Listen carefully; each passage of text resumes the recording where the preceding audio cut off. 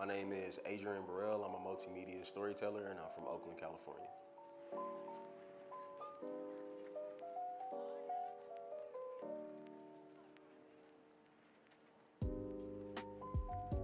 Really, my work is about my life. It's about my life and the lives of my family members and how those narratives are intertwined with the afterlives of history. And not only through quotidian and moments of joy, but also through our shared proximity to death. I think one thing about being here and just like working with other storytellers, working with other historians and culture makers, I was really able to feel more free in the ways in which I knew what I wanted to say and I knew how I wanted to say it. It's okay to just feel it. It's okay to just say it and let it come out the way it's meant to come out. And I think that's one of the things that I really appreciate about being here. So the project I'm currently working on is called Sugarcane and Lightning. It's a mixtape of Black life and American history from my familial perspective. So I started interviewing family members, interviewing community members, and through that, at the funerals, at the baby showers, at the weddings, at the barbecues, at the block parties, just like getting a new understanding of who I am and where I come from as an adult versus like having this experience as a child. That's when I start to get a bit more conceptual about my storytelling and think about folklore, think about myth, think about ways and how I can use sculpture, how I can use sound, how I can mix film and photography.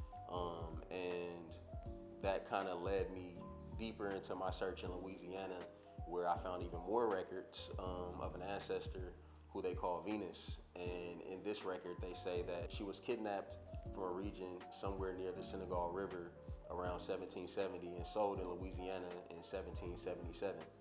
And coming here and being in Senegal and being able to kind of try to trace who she might have been and where she might have come from and what her experience might have been like before she got to Louisiana has been really trying, rewarding, and I think even though a lot of questions were answered, I still have more.